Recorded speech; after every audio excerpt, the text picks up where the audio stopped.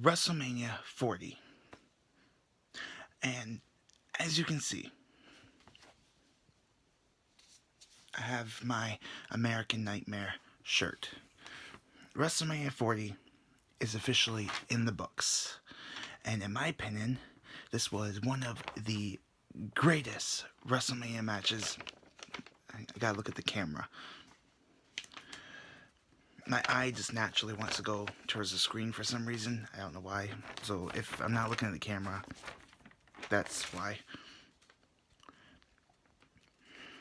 So WrestleMania 40, my opinion, is the greatest WrestleMania of all time. One of the greatest. And Cody Rhodes is finally the undisputed WWE Universal Champion. More on that in the second part, where I go and talk about Night 2. In this video, I'm going to talk about Night 1. So, this WrestleMania is the beginning of the Triple H era. If you're a wrestling fan, I'm sure you're aware that Vince McMahon had the allegations come out. He's no longer running the company. So, Triple H is now head of it all, is now in charge of creative. And this is the beginning of the Triple H era. So the show started up with a new logo, which I thought was pretty cool. It reminded me of Marvel. It was really epic. Triple H comes out at the beginning of the show, does the "Are you ready" thing, and starts up the show.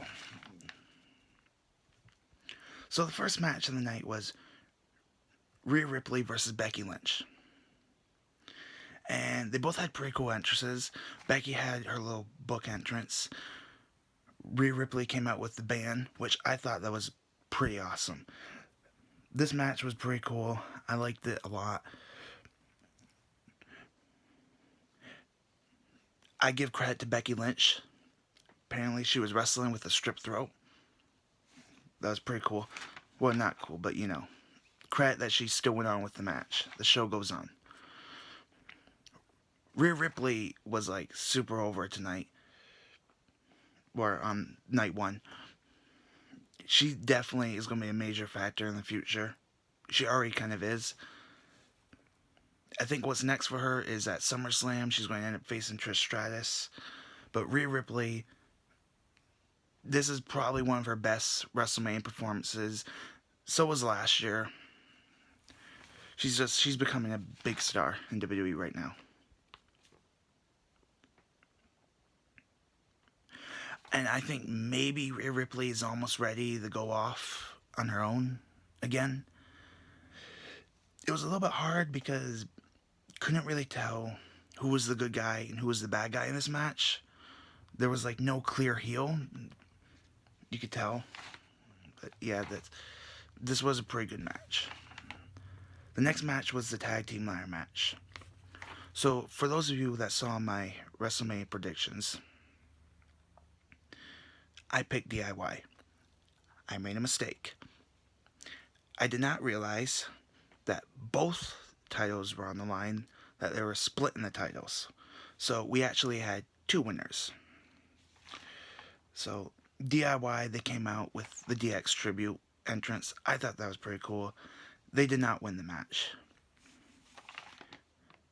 Grayson Waller and Austin Theory won the SmackDown titles. And then the match continued, and Miz and R-Truth won the Raw Tag Team titles. At the time of this recording, that was pretty cool.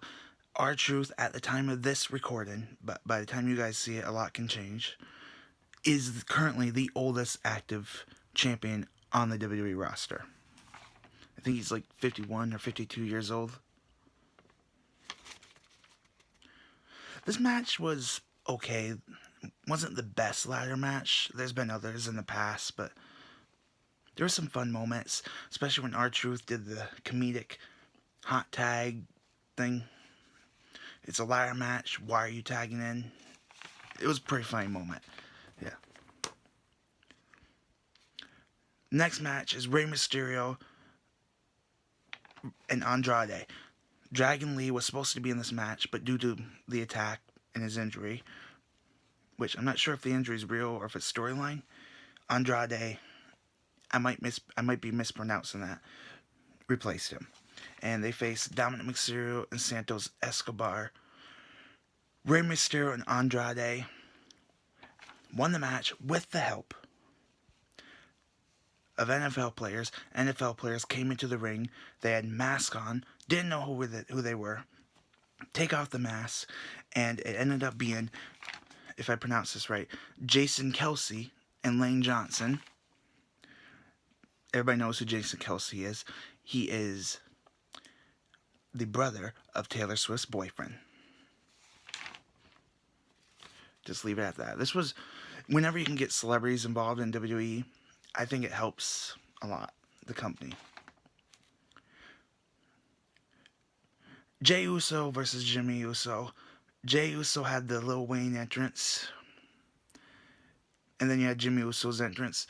Now, this is just my opinion. I think Jimmy Uso has a better theme song.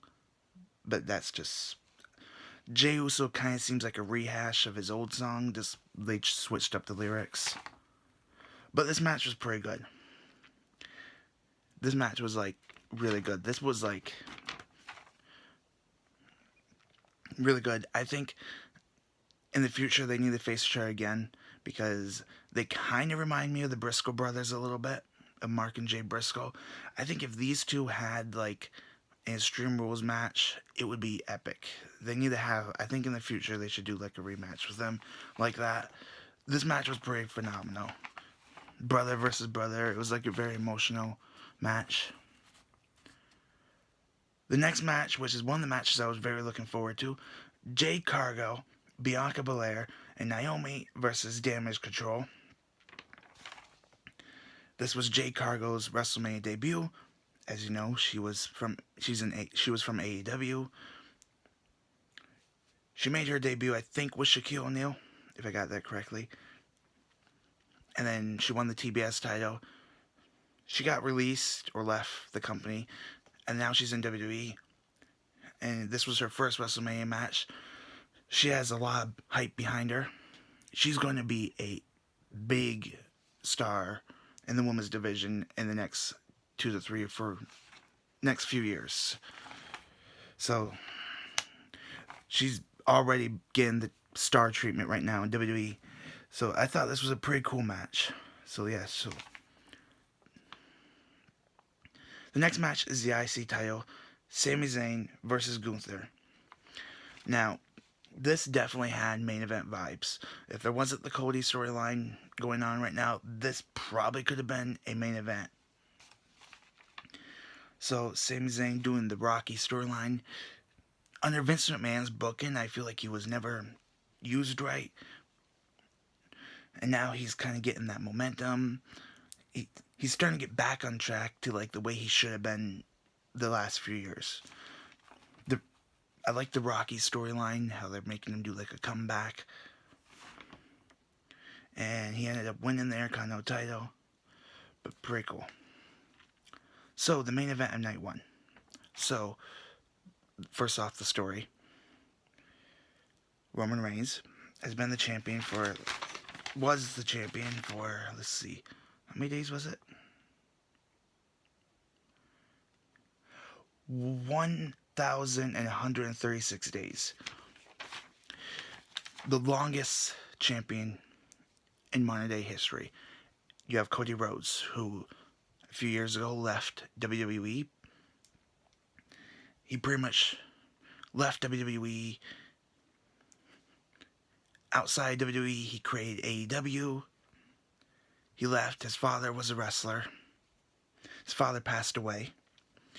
Cody never won the world title. And he came back to WWE. Last year, he faced Roman Reigns. And he lost.